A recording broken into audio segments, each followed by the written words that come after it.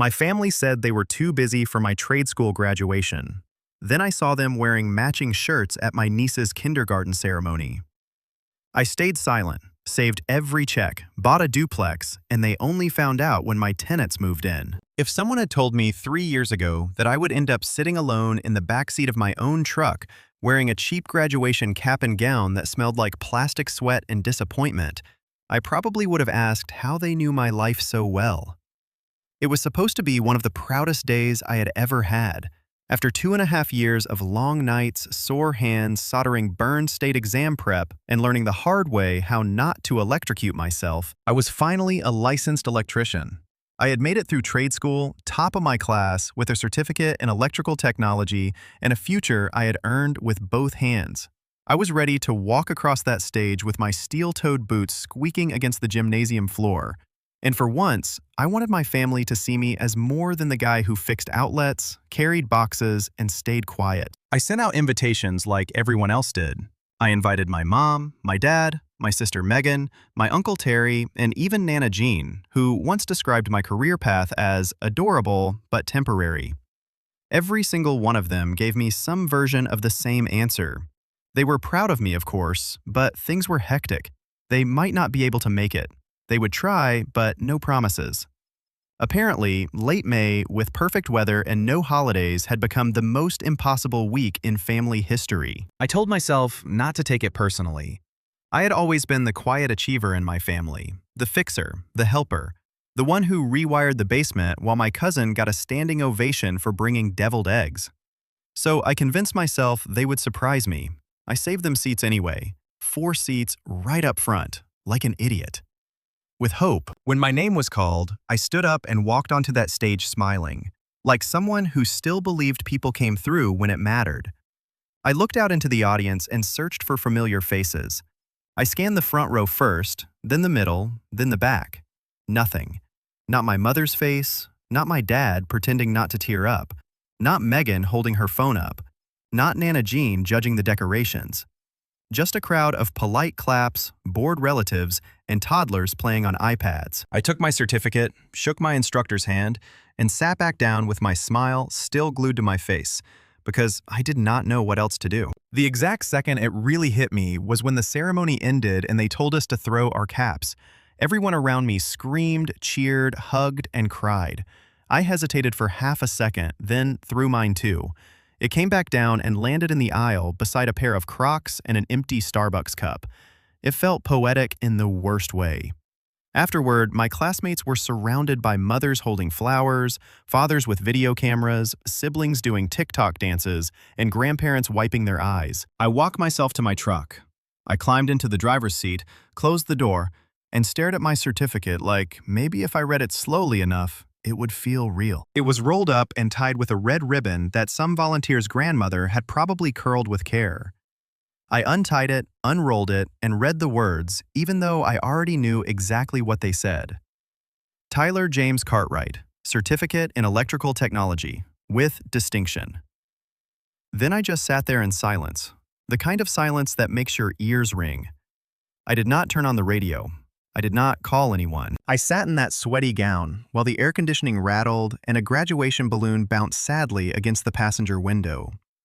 The clerk at Party Barn had promised me the balloon would last for days. It barely made it through the drive home. When I got back to my apartment, I tossed it into the trash. I did not text my family. I did not post anything. I did not want pity comments or empty messages from people who still acted like trade school was where someone went when life did not work out. I changed out of my gown, took a long shower, and made myself a grilled cheese with extra cheese. If no one else was going to celebrate me, I was going to celebrate myself, with bread, butter, and an unreasonable amount of dairy. That night, I lit a candle, opened a cold drink, and hung my certificate on the wall beside my old high school diploma. My parents had made a huge deal out of that high school graduation, even though I finished with average grades and a serious case of imposter syndrome. They threw a backyard barbecue, had matching shirts made, and played a slideshow like I had returned from the moon. This time, it was just me and one tiny voice inside my head, whispering that I had done it. 2 days after graduation, I was scrolling through Facebook while waiting for my laundry to finish spinning itself into wrinkled chaos. I was not looking for anything specific. I was half zoned out, half wondering whether anyone had posted anything about the graduation I had already filed away under events that apparently never happened. Then I saw it. A photo album titled, "Our Little Grad," with a graduation cap emoji, 2 hearts, and a caption about being so proud of Lily's big day. Lily was my 5-year-old niece Megan's daughter. The same Megan who told me she was crazy busy with work and so upset she could not make it to my trade school ceremony. There was Lily, front and center, holding a glittery cardboard diploma with one of those kindergarten-sized grins that could power a small city. Around her stood my entire family. My mom, my dad, Megan, Uncle Terry, Nana Jean, even Cousin Matt, who once said he did not do children's events because they smelled like paste and regret. They were all there, smiling, wearing matching t-shirts that said, "Class of Cutie 2036. Someone had even brought a balloon arch. There were 24 pictures in that album. 24. I counted how many times the word proud appeared in the captions. 12. Half of them. One caption called Lily a future leader. Another said they could not miss it for the world with hearts and sparkles. Could not miss it for the world. That was interesting because when I walked across a stage after wiring motor breaker panels, passing a grueling state exam with a migraine, and finishing at the top of my class, suddenly everyone had car trouble, dental work, surprise deadlines, and hectic schedules. I stared at the pictures for too long. I looked so long that the images started to lose meaning.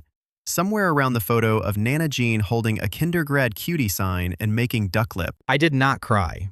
Not this time. I closed the app, sat on the floor beside my laundry basket, and laughed one of those bitter laughs that get stuck somewhere behind your teeth. It was not that I resented Lily. She was 5.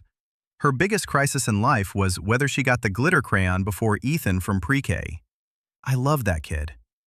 What stung was that my family treated her kindergarten ceremony like the Met Gala, while giving my graduation the same energy people give when they cancel plans by pretending their cat has a stomach issue. I did not comment on the post. I did not text Megan. I already knew exactly how that conversation would go. She would tell me I was being ridiculous, that Lily was 5, that of course they had to go, and that I would have other graduations. Apparently, everyone knew trade school graduations happened every other weekend like brunch. I thought about confronting them. Then I thought about who that would actually serve, and the answer was no one. My family was not going to wake up one day and admit they had treated me like a side quest for most of my life. They would call me dramatic, oversensitive, bitter, or ungrateful. So I did not complain. I did not explain. I did not defend my worth to people who had already decided how much effort I deserved. Instead, I made a new plan. If I was not going to be celebrated, I was going to build a life that did not need their applause. If they thought trade school was just something I did while I figured things out, then I was going to show them what figuring things out really looked like. There would be no matching shirts, no balloon arches, no hashtagged family albums, and no dramatic announcements. There would only be progress. Quiet, determined, personal progress. So I opened a new savings account and named it Duplex Fund. Then I got to work. People think trade school is the end of the journey. They imagine that once a person gets certified, he wakes up the next morning with a toolbox full of money and a client list that books itself. That is not how it works. I started at the bottom like everyone else. Apprentice pay, long days, weird hours. I worked for a small, family-owned outfit where the trucks sounded like they had lived through several emotional events, and half the jobs required crawling under houses while avoiding spiders the size of emotional trauma. I did not complain. Not once. I had a goal now. I had a plan. I had named that savings account Duplex Fund, not as a joke, but as a promise. Every Friday when my paycheck hit, I transferred money into that account before I touched rent, groceries, gas, or the occasional, very necessary bag of hot Cheetos. It did not matter whether it was $50 or $300. That money moved first like clockwork.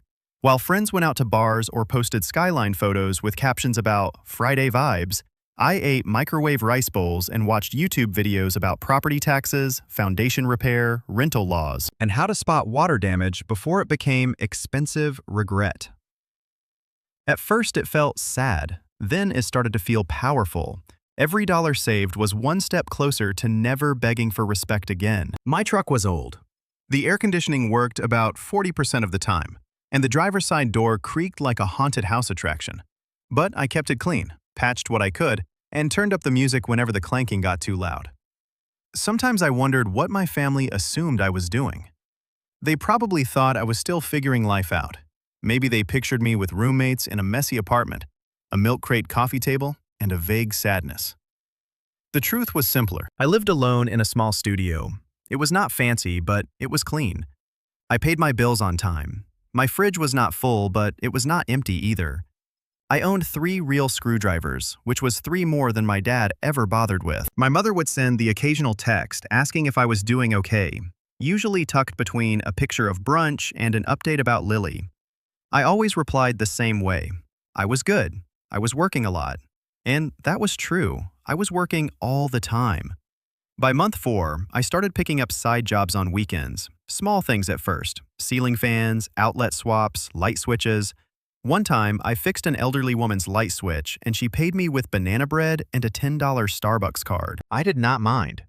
That switch worked perfectly and the banana bread was incredible. The duplex fund grew slowly, sometimes by inches, sometimes through small surprises.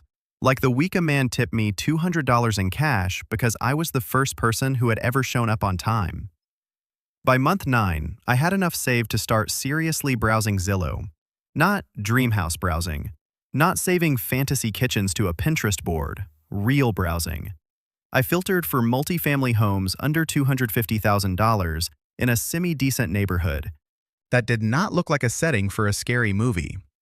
The first dozen listings were rough. Moldy basements, strange layouts. One house had a toilet in the kitchen. Not beside the kitchen, in the kitchen. Then I found her. A tired-looking, beige-painted brick duplex about 15 minutes from work. The shutters were faded, the lawn was overgrown, and the outside looked like time had argued with it and won. But the bones were there. Side-by-side units. Separate entrances. A garage. A basement. Best of all, the price was just low enough to make me think I might actually be able to pull it off. I called the agent, booked a tour, and stood in the driveway 2 days later wearing steel-toed boots and holding a clipboard like I was auditioning for a home renovation show called Slightly Stressed, Moderately Hopeful. The place smelled musty, the paint was peeling, the kitchen cabinets looked like they had been installed in 1993 and then emotionally abandoned. But as I walked through that house, I saw potential everywhere. I did not tell my family I was making an offer. I did not post about it. I did not text anyone. It was just me, my savings account, and a vision I was not willing to hand over for commentary. When my offer was accepted, I sat on the floor of my apartment with a drink, looked at the email, and whispered that I had done it.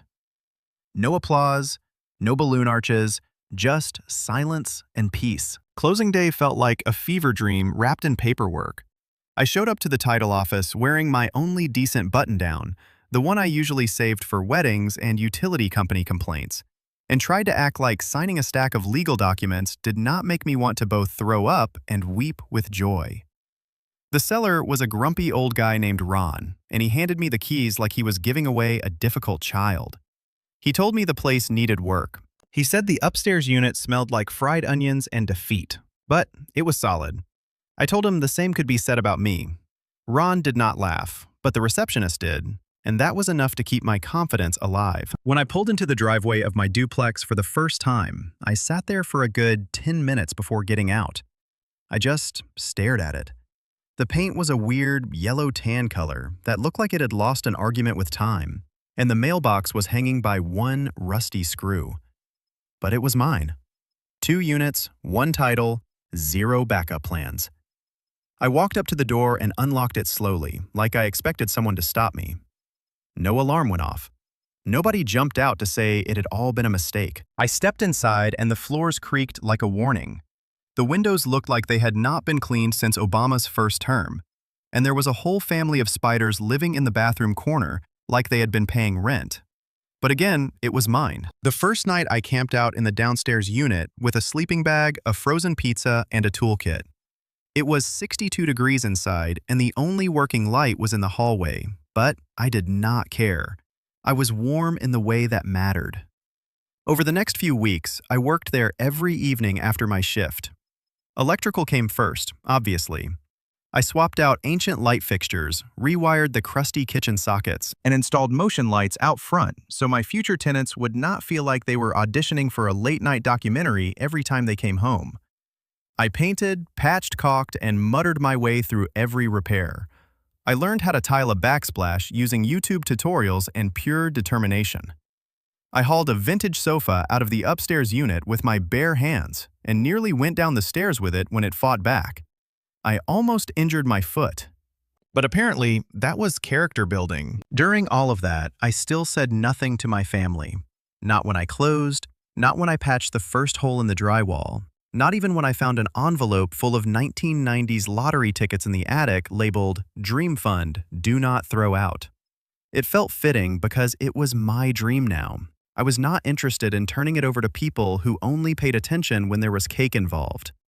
I thought about telling them. I imagined texting my mom a picture of the deed, or casually dropping the phrase investment property into the group chat just to see who reacted first. Then I remembered that nobody had time to show up for my graduation. I remembered the matching shirts, the balloon arch, and the captions about Lily's macaroni diploma. So I kept quiet. Instead, I worked. I made spreadsheets, I studied rental prices, I interviewed tenants. I took reference calls from nervous co-signers. I practiced saying that I would be doing a background check in a tone that sounded like I owned clipboards and expectations. Eventually, I found Jamie and Nick. Jamie was a teacher. Nick was a mechanic.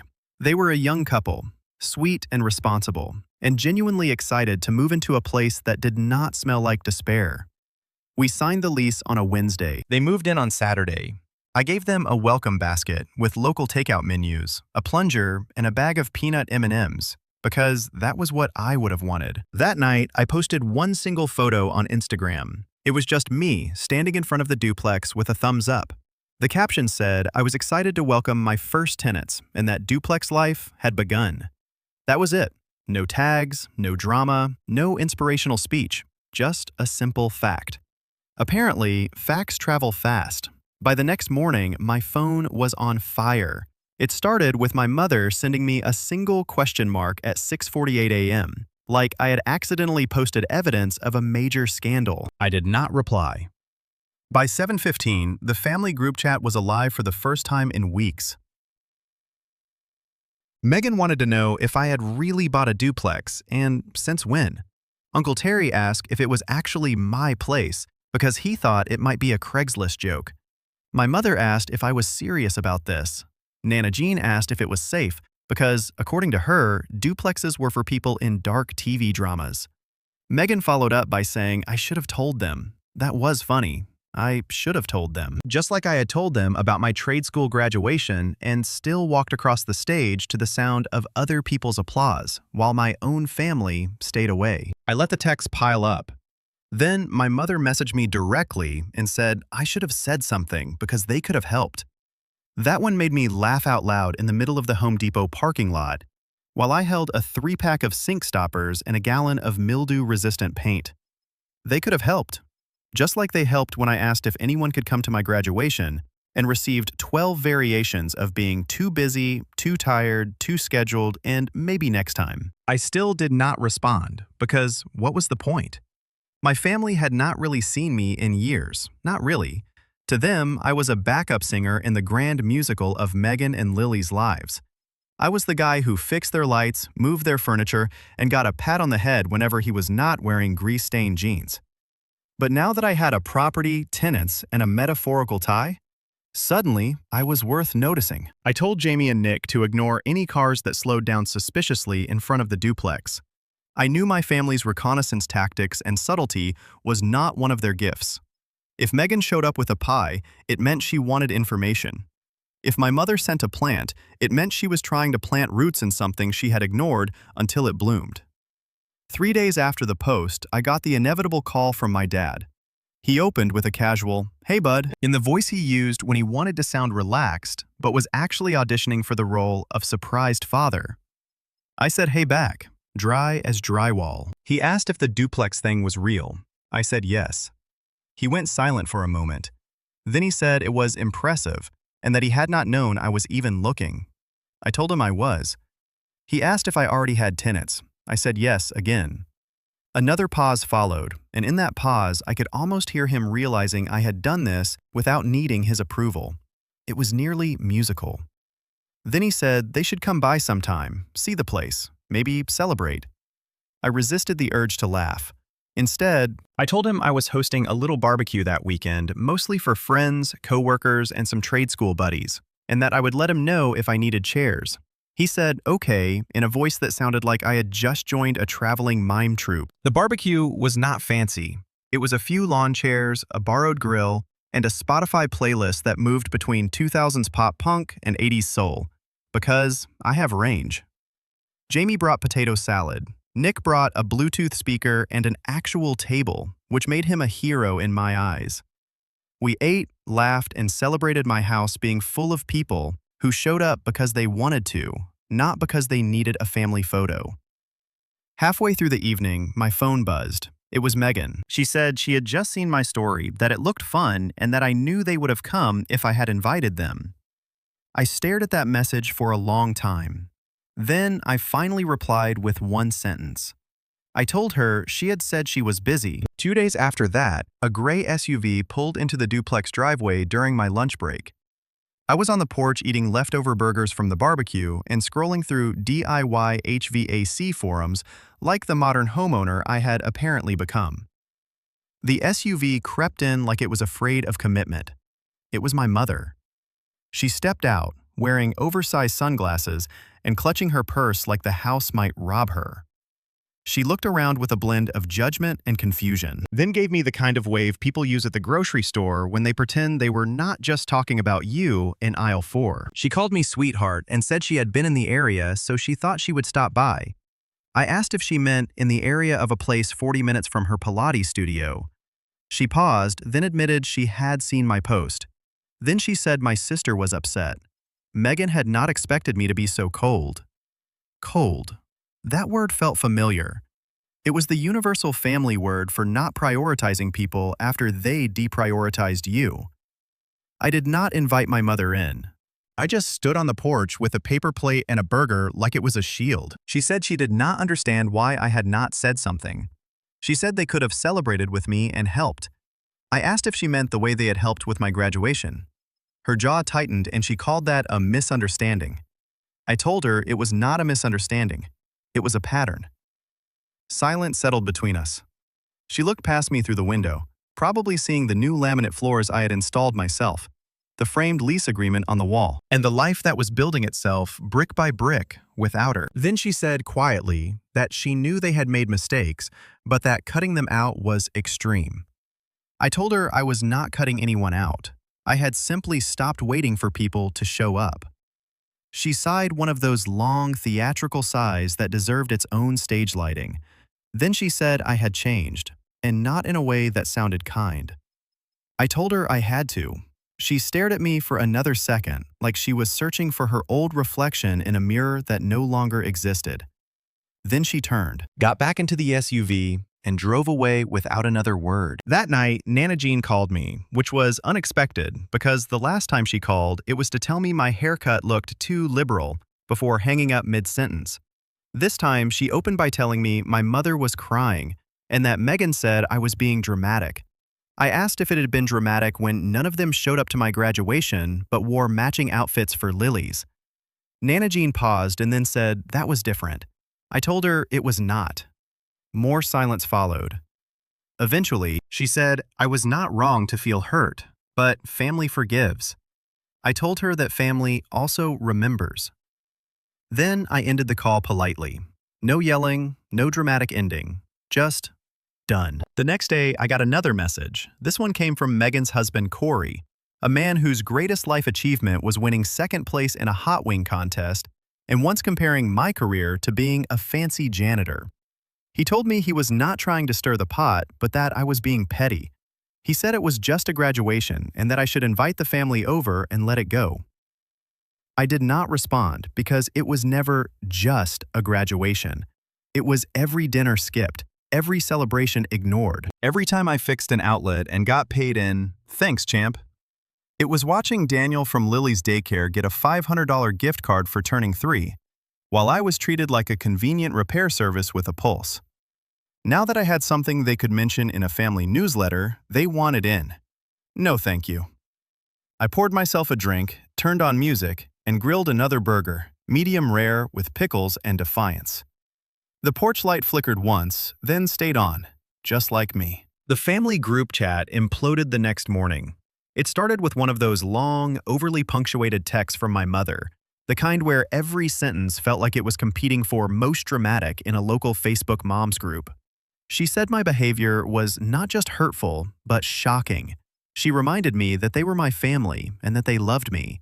She said the wall I had put up was heartbreaking, that she could not sleep that Megan had been crying, and that I should not throw away my family over a misunderstanding. There was that word again, misunderstanding. As if I had misheard the silence when no one showed up. As if I had misread the social media post celebrating Lily's construction paper diploma. As if I had misunderstood years of being called independent every time I asked for help and received a pat on the back instead of support. I did not answer right away, so naturally, Megan jumped in. She said if I was going to punish the whole family because I did not communicate, then that was on me. She said they had not been trying to hurt me. That was when I finally responded. I told her they did not have to try, they just had to do nothing. She called me dramatic. And that was when something inside me snapped, not loudly, but cleanly. It was the weight of all the years I had bitten my tongue, the thankless repairs, the birthdays where I got a card and a casual "hope you're doing well," while Megan got wine tastings and balloon deliveries. The constant story that I was fine and low maintenance, which was really just code for not worth the same effort. So I wrote one message, not long, not fancy, just true. I told them this was not about one graduation. It was about every time I showed up and they did not. It was about every time I was the helper, the background character, the one they called strong when what I needed was support. I told them that now that I had something to show for myself, suddenly they wanted in, and I was good without that. Then I muted the chat. I did not block them, I just silenced the noise. For the first time, I did not feel guilty about it. Later that week, Jamie brought over brownies, and we ate them on the porch while watching Nick try to back a moving truck into the narrow driveway like he was playing emotional Jenga. Jamie gently said she had heard my mother came by. I told her my mother had brought guilt and opinions but had not stayed long. Jamie smiled and said that for what it was worth, I seemed lighter. I thought about it, and she was right. I did feel lighter. Not because I had cut people off, but because I had finally stopped handing them scissors and calling it love. The next night, I found an envelope on my porch. No name, no stamp, just one sheet of paper inside. It said they were trying and that they had not realized they needed to. It was signed, "With love from my mother." I stared at it for a minute. Then I folded it up, set it on the kitchen counter, and let it sit there beside the light bill and a takeout menu. That was where it belonged, now, in the background, not front and center, not urgent, just there.